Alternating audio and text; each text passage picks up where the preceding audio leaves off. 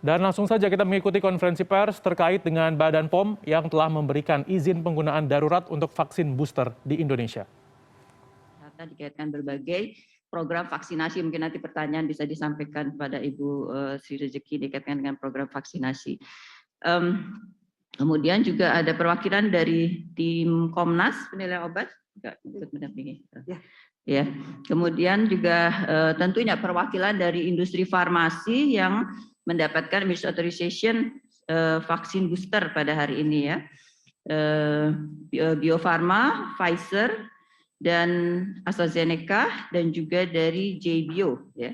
JBio. Bapak Ibu sekalian, rekan-rekan media yang kami hormati, pada hari ini alhamdulillah kita bisa, kami Badan POM bisa melaporkan beberapa vaksin yang sudah mendapatkan izin penggunaan sebagai vaksin booster.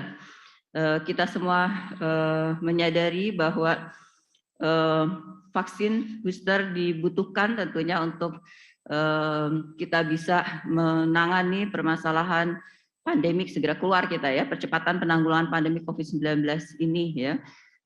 Berdasarkan data Kementerian Kesehatan, update kita, saya kira kita patut syukuri bersama dan tentunya menyampaikan, saya mewakili pemerintah, mewakili Badan POM dan masyarakat Indonesia seluruhnya tentunya berterima kasih atas segala kerjasama yang telah kita lakukan bersama-sama sehingga pada hari ini situasi di Indonesia tentunya relatif terhadap berbagai kondisi yang dihadapi negara-negara lain cukup baik ya. Per update per 7 Januari cakupan vaksinasi primer di Indonesia untuk dosis 1 sebesar 81,5% dan dosis 2 sebesar 56%. Ini dari laporan dari Kementerian Kesehatan, atau sebesar 56% dari 208 juta sasaran vaksinasi populasi Indonesia.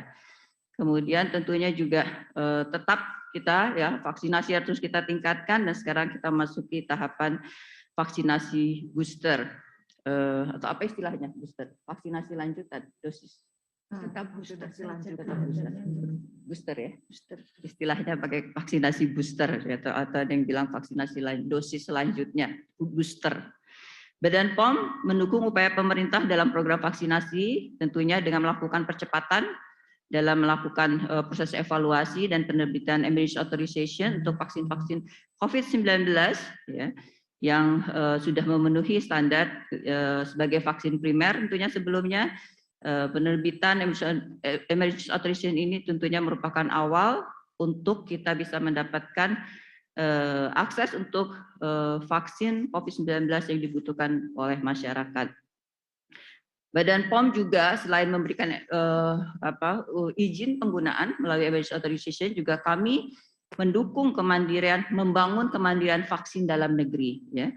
Badan POM berkomitmen mengawal berbagai penelitian di dalam negeri, baik itu yang dilakukan oleh peneliti Indonesia maupun juga pengembangan yang dilakukan oleh peneliti Indonesia bekerjasama dengan peneliti dari negara lain atau industri vaksin dari negara lain untuk melakukan penelitian, pengembangan vaksin, serta pembangunan fasilitas produksi di dalam negeri, hingga kita bisa selanjutnya memproduksi sendiri vaksin-vaksin terutama ya vaksin-vaksin lain juga, dan juga terutama pada kasus kita menghadapi pandemi ini adalah vaksin COVID-19 untuk peningkatan kemudahan affordability, mungkin dalam meningkatkan akses dan kesediaan vaksin bagi masyarakat, dan tentunya juga untuk mendorong juga peluang ekspor kita, peningkatan daya saing kita dari industri farmasi di bidang vaksin untuk melalui peluang ekspor. Badan POM telah memberikan pendampingan terhadap penelitian dan pengembangan vaksin serta pendampingan pembangunan fasilitas produksi vaksin dalam negeri melalui asistensi regulatori, pendampingan melekat ya intensif, pelatihan dan bimbingan teknis sumber daya manusia untuk menyiapkan tentunya fasilitas produksi, fasilitas yang memenuhi persyaratan cara produksi obat yang baik dan berstandar internasional tentunya. Pendampingan pemenuhan CPOB ini untuk membangun fasilitas produksi telah kami lakukan terhadap beberapa industri biopharmaceutical ya, antara lain tentunya PT Bio Farma yang selama ini adalah satu-satunya industri farmasi vaksin di Indonesia. Kemudian menyusul PT Biotis yang sudah kami berikan CPOB untuk fill and finish ya. Kemudian untuk produksi nanti vaksin merah putih yang bersama dengan UNER, kemudian PT Etana dan PT Jebio. Ya, ini adalah 4 industri farmasi yang terus kami dampingi untuk bisa menjadi produsen vaksin yang bertaraf internasional.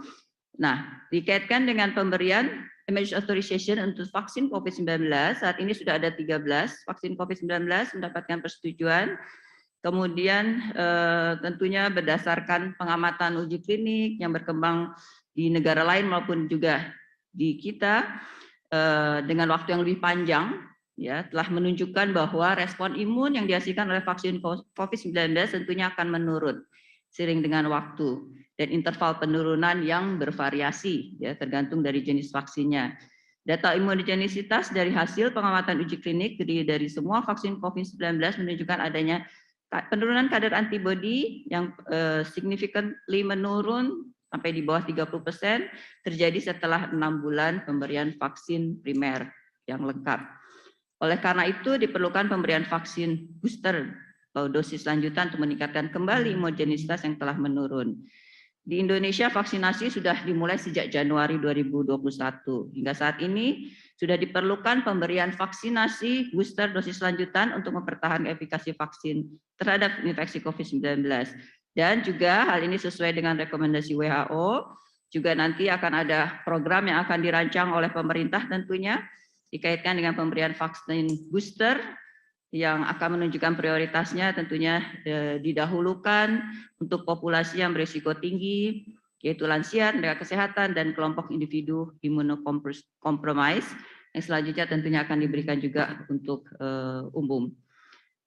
Berkaitan dengan hal tersebut, ya, semenjak November 2021, Badan POM bersama pihak-pihak terkait secara bertahap telah melakukan pengkajian keamanan, khasiat, dan mutu terhadap beberapa vaksin COVID-19 yang telah memperoleh persetujuan penggunaan darurat emergency authorization sebagai vaksin primer untuk dievaluasi sebagai vaksin booster berdasarkan data hasil uji klinik terbaru yang mendukung.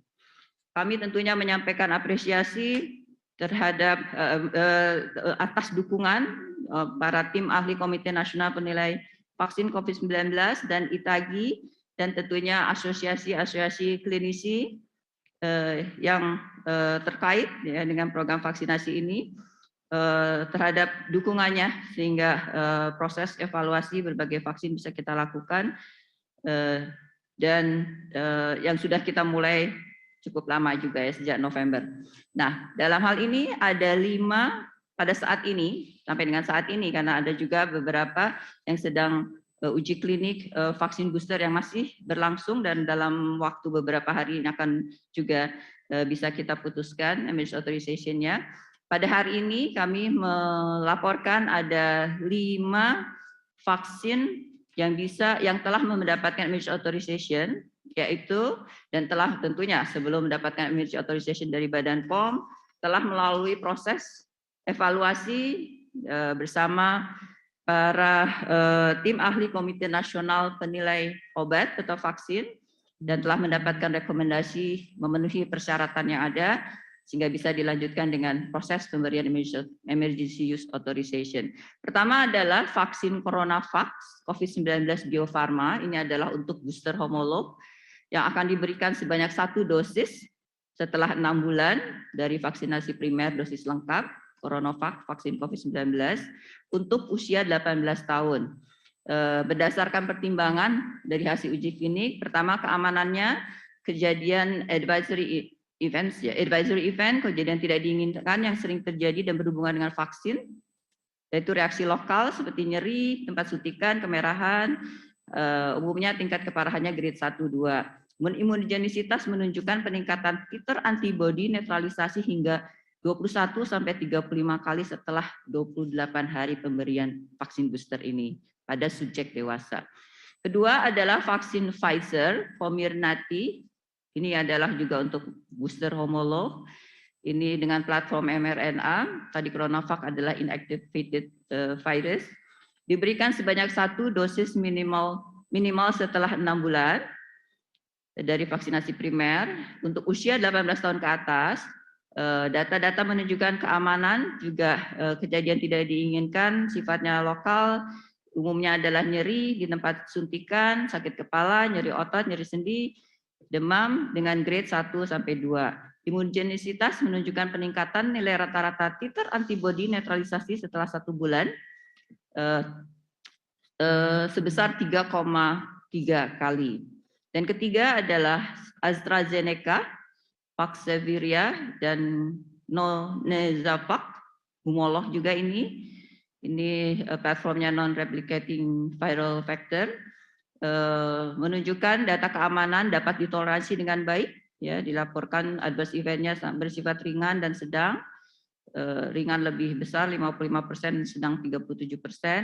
Kemudian imunogenisitasnya menunjukkan peningkatan nilai rata-rata titer antibodi dari 1792 menjadi 3700, sekitar 3,5 kali ya.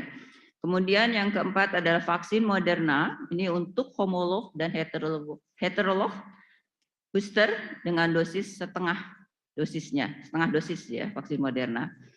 Kemudian sebagai booster homolog dan heterolognya Moderna adalah untuk vaksin primernya AZ, Pfizer dan J&J Janssen dengan dosis setengah ya.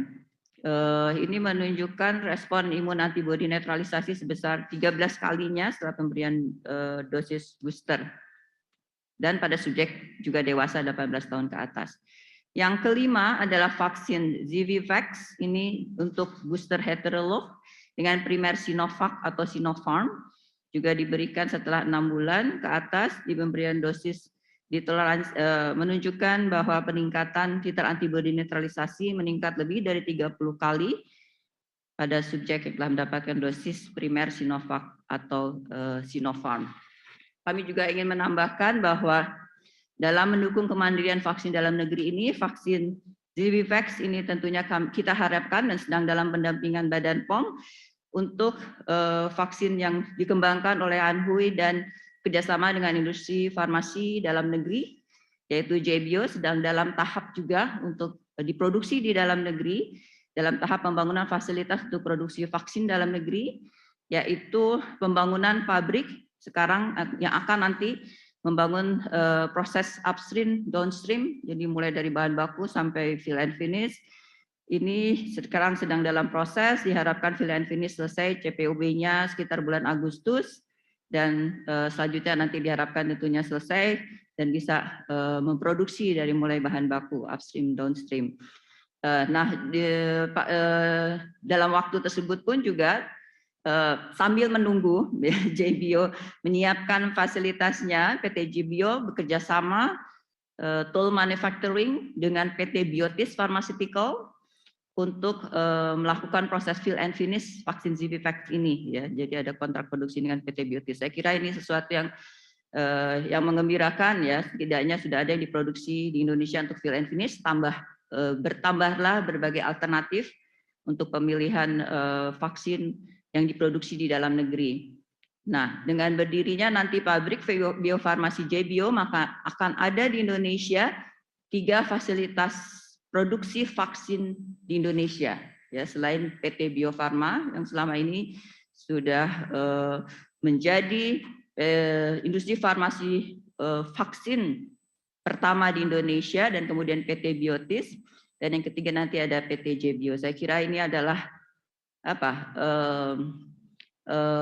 hal yang positif ya, yang berkembang dari masa-masa kedaruratan pandemi COVID-19 ini ya. Itu tentunya kita harus juga menghasilkan sesuatu yang memperkuat industri farmasi Indonesia, terutama untuk vaksin dalam hal ini, dengan bertambahnya industri farmasi swasta Indonesia yang bisa memproduksi vaksin, sehingga aspek kemandirian produk obat dan produk vaksin dalam hal ini, yaitu produk biologi obat Indonesia menuju kemandirian sudah melangkah cukup jauh dalam 2 tahun terakhir ini karena kita menghadapi pandemi COVID-19 ya. Suatu yang positif yang keluar dari masa-masa sulit kita menghadapi pandemi COVID-19 ini. Ini perlu menjadi catatan kita, tentunya keberhasilan Indonesia untuk terus mendorong memperkuat industri farmasi Indonesia menuju kemandirian produk obat dan vaksin dalam hal ini untuk Indonesia, untuk masyarakat Indonesia. Badan POM Republik Indonesia tentunya bersama Kementerian Kesehatan dan Komnas KIPI akan terus memantau keamanan vaksin yang digunakan di Indonesia dan menindaklanjuti setiap kejadian ikutan pasca imunisasi KIPI sesuai dengan fungsi kami masing-masing. Secara konsisten juga Badan POM tetap menghimbau masyarakat, walaupun vaksin kita alhamdulillah sudah berproses dengan baik dan semua sudah divaksin, kita yang sudah divaksin tetap menerapkan protokol kesehatan sebagai kunci kita untuk bersama-sama keluar dari rantai penyebaran COVID-19 dan memenangkan perang kita melawan pandemi COVID-19. Memakai masker adalah keharusan tetap dalam situasi pandemik ini. Dan juga 3M ya, pakai masker, menjaga jarak, mencuci tangan, dan lain-lain untuk meningkatkan daya tahan tubuh kita dan kesehatan kita. Demikian saya kira saya sampaikan. Terima kasih atas segala dukungan sehingga kita bisa melangkah ke tahap selanjutnya dalam upaya kita untuk segera keluar dari pandemi COVID-19 ini. Terima kasih. Assalamualaikum warahmatullahi wabarakatuh. Waalaikumsalam warahmatullahi wabarakatuh. Terima kasih banyak Ibu Kepala BNPB. Ya, baru saja kita menyaksikan konferensi pers dari Badan POM terkait dengan izin penggunaan darurat vaksin booster, di mana disampaikan oleh Kepala Badan POM bahwa ada atau terjadi penurunan efektivitas dari vaksin COVID-19 sehingga kita butuh booster atau vaksin lanjutan. Dan juga disampaikan dalam konferensi pers ini ada 5 jenis